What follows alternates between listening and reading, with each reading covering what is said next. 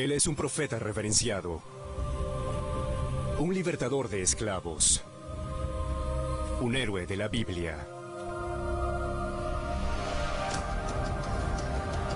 Es el padre de los israelitas, Moisés. El destino de Moisés es guiar a su pueblo a la tierra prometida de Canaán, por cualquier medio necesario.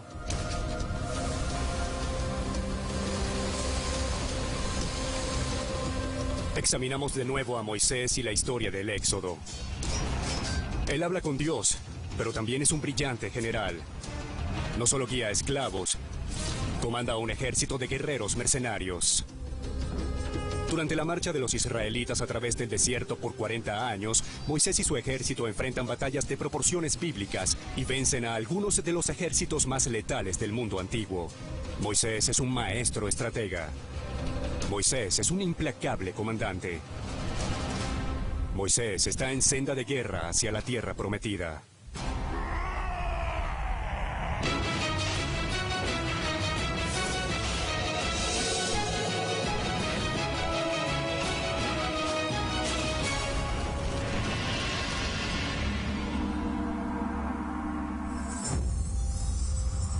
El siglo XIV a.C. Bajo un sol calcinante, esclavos israelitas construyen Egipto, un ladrillo a la vez. Si fallan, sufrirán las consecuencias.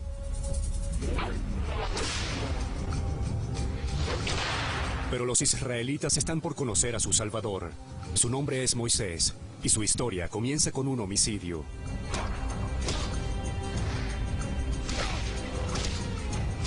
Éxodo, capítulo 2, versículo 11. En aquellos días sucedió que crecido ya Moisés salió a ver a sus hermanos y los vio en sus duras tareas. Y observó a un egipcio que golpeaba a uno de los hebreos, sus hermanos.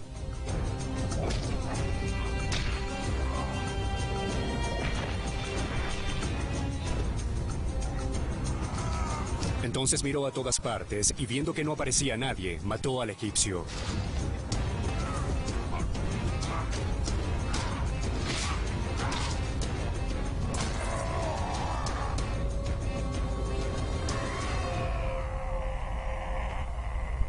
Moisés es importante no solo como el gran líder político de los israelitas, sino que es en realidad el primer gran general de los israelitas. Una buena lectura del libro del Éxodo de la Biblia revela una mente militar de primera clase, un comandante que sabía organizar tropas, cómo luchar estratégica y tácticamente, y un hombre que practicaba el engaño militar casi tan bien como cualquier otro gran general de la historia.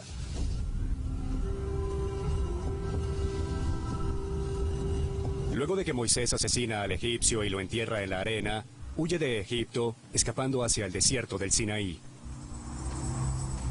Este es un gran momento de inflexión en la vida de Moisés según la Biblia. Ha sellado su destino en Egipto y está por iniciar un camino que finalmente lo llevará a una gran confrontación con el faraón, que resultará en el éxodo de Egipto. Luego de vivir muchos años en el desierto, Dios coloca a Moisés en un sendero de masacre y brutalidad. Dios aparece como una zarza ardiente y le ordena a Moisés que regrese a Egipto y libere a las decenas de miles de israelitas del cautiverio. Y él hace exactamente eso. Va con el faraón y le dice, deja ir a mi pueblo. El faraón se rehúsa. Entonces Moisés desata la furia de Dios en 10 plagas devastadoras. El granizo cae del cielo. El agua se convierte en sangre. Y el ángel de la muerte mata a todos los primogénitos egipcios. Es como una película de horror apocalíptica y Moisés, actuando como el vocero de Dios, dirige el espectáculo. Finalmente el faraón admite que ha sido vencido y libera a los israelitas. Podría pensarse que ese es el fin de la historia y que aparecen los créditos, pero de pronto el faraón cambia de opinión y ordena a su ejército perseguirlos y detenerlos.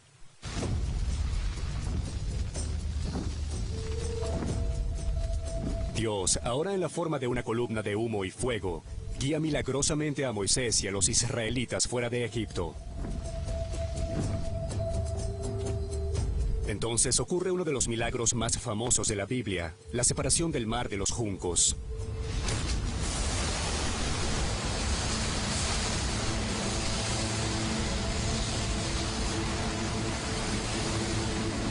Así es como la Biblia explica el escape de los israelitas de Egipto.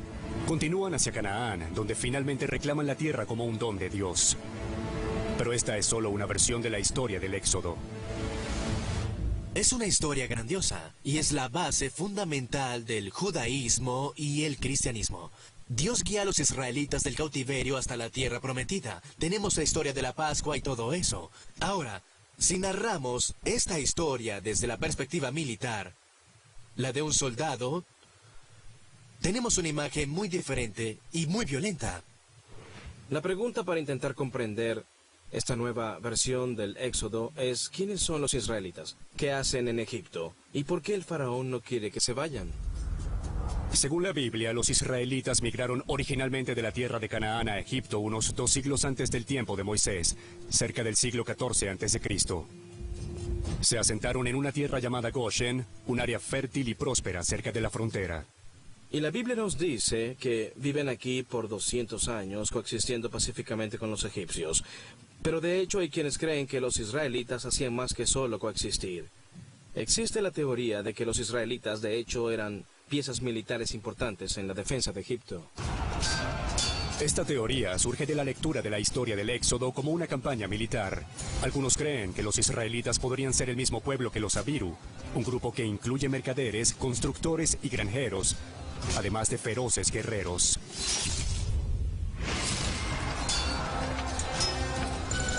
De ser cierto, es probable que los israelitas estén en la tierra de Goshen por una razón muy diferente: para defender la frontera egipcia de los ataques del norte. El brazo mercenario de la milicia Abiru puede ponerse al servicio de Egipto como tropas auxiliares estacionados en esa autopista clave para la invasión, para actuar como detonante y tropas defensivas en el caso de una invasión de Canaán. El poderoso ejército mercenario Abiru cuenta con unos 1000 hombres. Pronto un nuevo faraón llega al poder y ve a esta fuerza de lucha como una amenaza. Y dijo a su pueblo: He aquí que el pueblo de los hijos de Israel es mayor y más fuerte que nosotros. Ahora pues, seamos sabios para con él, para que no se multiplique, y acontezca que viniendo guerra, él también se una a nuestros enemigos y pelee contra nosotros, y se vaya de la tierra. El faraón Seti ha iniciado varias guerras para restablecer la autoridad egipcia sobre Siria y Canaán. Ahora, al observar la ruta desde Canaán a Egipto, ¿qué ve? Asentamientos israelitas. Los israelitas han vivido en la frontera por unos 200 años. Y Seti sabe que son inmigrantes originarios de Canaán. Al aflojarse el puño militar egipcio sobre la tierra de Canaán, el faraón Seti teme que los israelitas de Goshen se unan a los cananitas para luchar contra Egipto. No los expulsó. Lo que hizo fue ponerlos a trabajar. Esta es la parte de la historia del Éxodo, en la que muchos creen que los egipcios esclavizaron a los israelitas. Pero eso podría ser históricamente impreciso. En la traducción cristiana de la Biblia hebrea, el texto nos dice que los israelitas fueron convertidos en esclavos en los campos, fabricando ladrillos para las ciudades del faraón. Pero la Biblia hebrea no dice tal cosa. Lo que la Biblia hebrea no menciona es la palabra esclavitud. En su lugar dice que los israelitas fueron puestos a trabajar y usa el término hebreo abadim.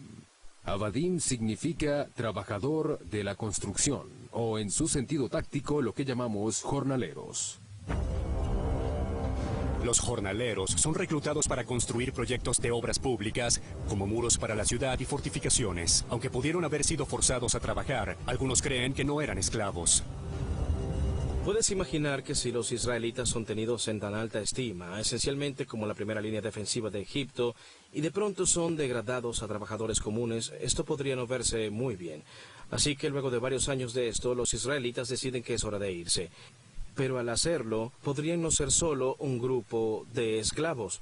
Si la teoría de los Abiru es correcta, son hábiles luchadores con la capacidad militar de causar graves daños. Bien, los historiadores no concuerdan, pero es probable que el faraón en el momento en que Moisés dijo, deja ir a mi pueblo, fuese Ramsés II. Y después de las plagas y todo el drama, Ramsés finalmente cede ante Moisés. Luego, 25.000 israelitas más o menos, divididos en sus 12 tribus, las famosas 12 tribus de Israel, huyen de Egipto. El gran éxodo de Egipto comienza. Pero pronto el faraón cambia misteriosamente de opinión y envía a su ejército a perseguir a los israelitas. La Biblia brinda una pista de su razón para hacerlo. Hicieron de los hijos de Israel conforme al mandamiento de Moisés, pidiendo a los egipcios alhajas de plata y de oro y vestidos. Y el Señor dio gracia al pueblo delante de los egipcios y les dio cuanto pedían. Así despojaron a los egipcios. Dice que los israelitas carecían de provisiones, así que simplemente se las pidieron a los egipcios, y estos les dieron las provisiones que querían, incluyendo oro y plata. Bien, esta historia realmente no es creíble, y si lees la Biblia hebrea, la frase o término usado para describir lo que ocurrió es nitziel. Nitziel significa privar o despojar. Lo que sea que haya sido dado ciertamente fue tomado a punta de espada. Los primeros pasos hacia la tierra prometida están cubiertos de sangre.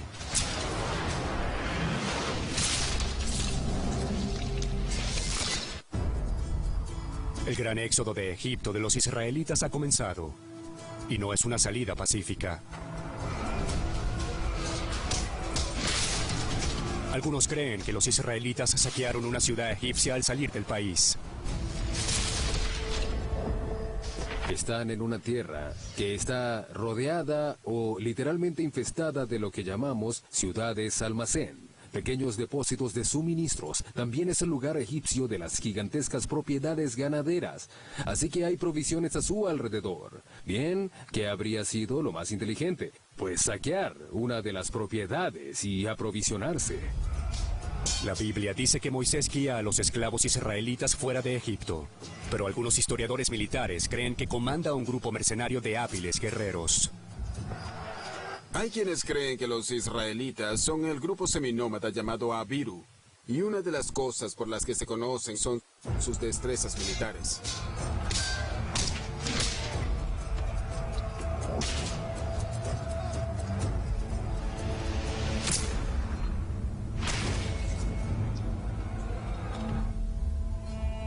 El faraón, que permitió que Moisés y los israelitas dejaran Egipto, ahora le ordena a su ejército que los persiga y los destruya. La Biblia dice que los israelitas salen de Egipto audaz y desafiantemente. Bien, ciertamente un modo de mostrar desafío es tomar lo que necesitas al salir. Pero incluso más evidencias bíblicas apuntan a un grupo de israelitas muy rudos. Dicen que tenían armas. Y subieron los hijos de Israel de Egipto armados. Si se lee el texto hebreo de la Biblia, dice que los israelitas estaban armados hasta los dientes. Su arsenal incluye la lanza corta, de unos 180 centímetros de largo y una punta hecha de bronce afilado. Y la mordaz espada de bronce en forma de hoz, el arma más popular y letal de la época. Luego de saquear la ciudad, Moisés guía a los israelitas hacia Canaán. Pero al acercarse a un puesto egipcio, Moisés descubre que las carrozas egipcias los persiguen y se acercan rápidamente. Tenía un yunque al frente y un martillo que se le acercaba por la espalda. Reúne a sus comandantes y les da una orden que debió parecerles a algunos una locura. Les dice que abandonen el camino y que se dirijan al desierto del sur. Esto parece un suicidio. Pero Moisés conoce este desierto. Pasó casi toda su vida adulta aquí y tiene un plan. Si vemos el éxodo como una batalla, vemos un nivel de sofisticación militar realmente asombroso. Moisés toma su conocimiento del terreno desértico y lo usa contra el ejército más poderoso de la época, el egipcio. En el siglo XIV a.C., Egipto está en el cenit de su poder. Es una época conocida como el Reino Nuevo, y su poder se extiende al norte, hasta Mesopotamia. Pero según la Biblia, Moisés recibe ayuda contra los poderosos egipcios. El Señor iba delante de ellos de día en una columna de nube para guiarlos por el camino, y de noche en una columna de fuego para alumbrarles, a fin de que anduviesen de día y de noche. Tras esta intervención divina podría ocultarse una inspirada estrategia militar. Aunque la Biblia presenta la columna de humo y fuego como esencialmente un tótem divino, incluso como el propio Dios, no es más que un aparato común de control y comando usado comúnmente por los ejércitos egipcios de ese momento. Antiguos artefactos egipcios muestran cómo el fuego y el humo son usados para guiar y dirigir ejércitos enormes esparcidos por grandes distancias. A la cabeza de la columna, los soldados llevan largos postes con braseros o contenedores de fuego en el tope. Antes de la visión nocturna, GPS y radios, necesitas mantener a tu tropa junta en la oscuridad. Los egipcios usan fuego. En la noche descubren un brasero para usarlo como faro. En la mañana, el brasero se cubre a medias para enviar una señal de humo que le diga al ejército que es hora de moverse. De hecho, Alejandro Magno adoptó esa técnica cuando conquistó Egipto años después. Moisés probablemente usa este método egipcio de señales para mantener en marcha a los israelitas. Esa noche la columna de humo se convierte en columna de fuego, señalando a los israelitas que es hora de acampar. Los egipcios ven esto y no les sorprende en nada, pues saben lo que significa hora de acampar. Hacen su propio campamento a unos 200 metros de allí, pues es de noche y no querían luchar de noche. Lo que sorprende a los egipcios es la ubicación del fuego. La Biblia dice que el faraón está allí. No estoy seguro de que así fuera, pero seguiremos a la Biblia en esto. Él ve esto y probablemente no sospecha nada. Los israelitas solo están acampando, excepto que el fuego está más cerca de él, relativo a todo el campamento israelita. Si el fuego está en la cabeza de la columna en marcha, los israelitas deben estar entre el faraón y el fuego. Pero no es así, está más cerca de él. Parece que los israelitas van en dirección contraria, de vuelta a Egipto. Con el mar de los juncos tras ellos, están atrapados. El faraón dirá de los hijos de Israel: encerrados están en la tierra, el desierto los ha encerrado. Para los egipcios, los israelitas están perdidos. Se adentran más en Egipto de lo que deberían. No escaparán de ese modo, así que deben ser un montón de estúpidos. Eso debieron pensar los egipcios. Bien, no contaban con la brillante mente táctica de primer orden que era Moisés, pues se había propuesto engañarlos varias veces. Moisés está por realizar un truco de magia. Hará desaparecer a 25,000 israelitas justo frente a los ojos de los egipcios. El engaño comienza con la colocación de la columna de fuego. Los israelitas no van en dirección contraria. Moisés hizo que su gente se diera vuelta para que el fuego estuviese al final de la columna. El propósito es engañar y cegar a los egipcios. A los soldados se les enseña lo que llamamos disciplina nocturna. Cuando te mueves en la noche hay que evitar ver luces brillantes, pues tienen que ver con los bastones y los conos en tus ojos y el modo en que estos funcionan. Si observas una luz brillante en la noche, puede tomarte 30 minutos a una hora para que puedas ver de nuevo, o al menos claramente. Así que en tanto la llama esté ardiendo frente al campamento israelita, y por lo que sabemos ardió toda la noche, los soldados egipcios en su campamento a varios cientos de metros estaban funcionalmente ciegos, no podían ver más allá. Bajo esta cubierta, los israelitas escapan a través del mar de los juncos. Todos piensan de inmediato en la película de Charlton Heston, Los 10 Mandamientos. Él eleva los brazos y el mar se divide por el medio. Es icónico, pero también es una fantasía. ¿Qué ocurrió realmente? Bien, recuerden que Moisés pasó mucho tiempo en ese desierto y conoce bien el mar de los juncos. Probablemente sabía que en cierto lugar, a una hora específica del día, podía cruzarse a pie. El tiempo de Moisés es perfecto. Probablemente cruzan a unos 32 kilómetros al sur del Mediterráneo, donde el mar de los juncos es un pantano de mareas. Al acercarse los israelitas, la marea se retira. La Biblia dice entonces que el viento comienza a soplar. Ese viento sopla del suroeste de los desiertos de Sudán. Sopla desde el sureste al mismo tiempo que la marea se retira, llevándolo al norte. En un lapso corto, el pantano, tal vez de varios cientos de metros de longitud, repentinamente se queda sin agua, o al menos el agua está a un nivel tan bajo que podría cruzarse fácilmente. Tal vez no sea un milagro divino. pero sigue siendo un escape asombroso. Para lograrlo, Moisés utiliza su conocimiento del terreno, las mareas, las condiciones del viento y las tácticas egipcias. Y debe mantener juntos a 25,000 israelitas que no están acostumbrados a marchar por el desierto. Si alguna vez han caminado en grupo, saben que eso es un milagro. Llega el día. Al faraón Ramsés le espera una sorpresa.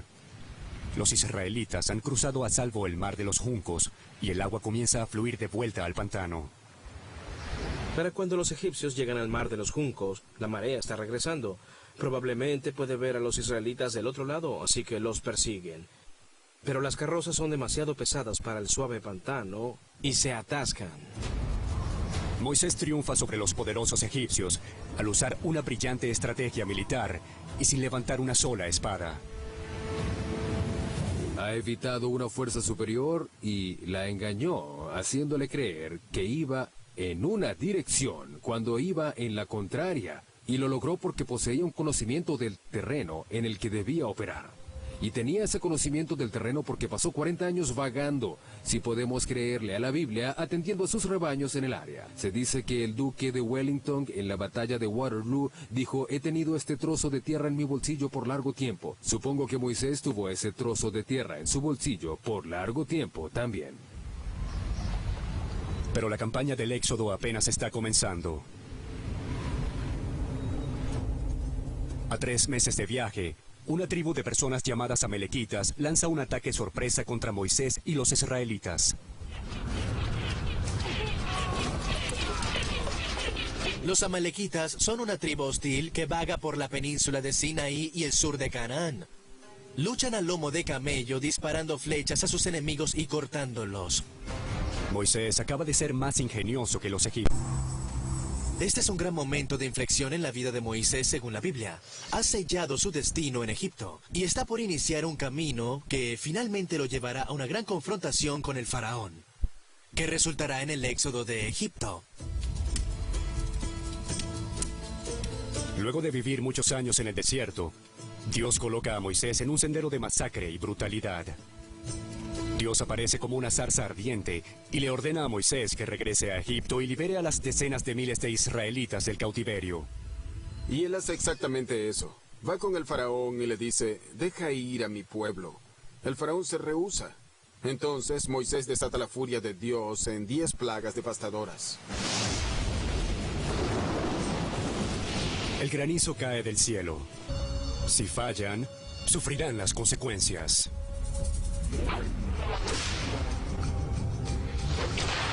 Pero los israelitas están por conocer a su Salvador. Su nombre es Moisés, y su historia comienza con un homicidio.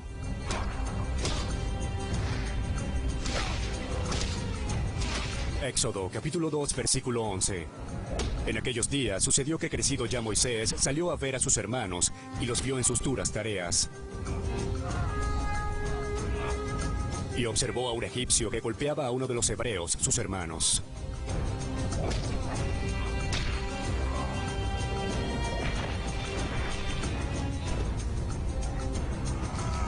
Entonces miró a todas partes y, viendo que no aparecía nadie, mató al egipcio. Él es un profeta reverenciado, un libertador de esclavos, un héroe de la Biblia. Es el padre de los israelitas, Moisés. El destino de Moisés es guiar a su pueblo a la tierra prometida de Canaán, por cualquier medio necesario.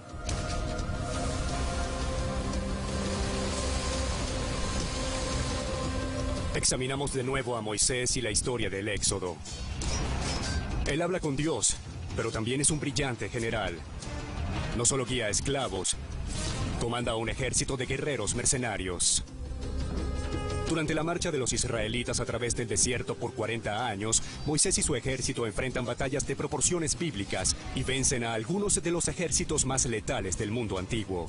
Moisés es un maestro estratega. Moisés es un implacable comandante. Moisés está en senda de guerra hacia la tierra prometida.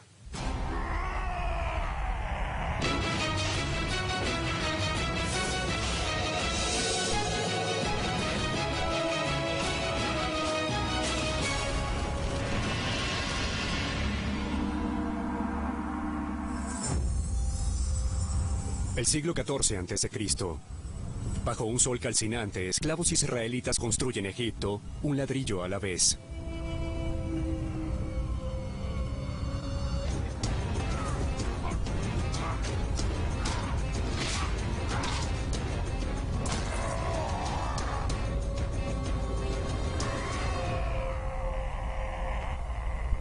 Moisés es importante no solo como el gran líder político de los israelitas, sino que es en realidad el primer gran general de los israelitas. Una buena lectura del libro del Éxodo de la Biblia revela una mente militar de primera clase, un comandante que sabía organizar tropas, cómo luchar estratégica y tácticamente, y un hombre que practicaba el engaño militar casi tan bien como cualquier otro gran general de la historia.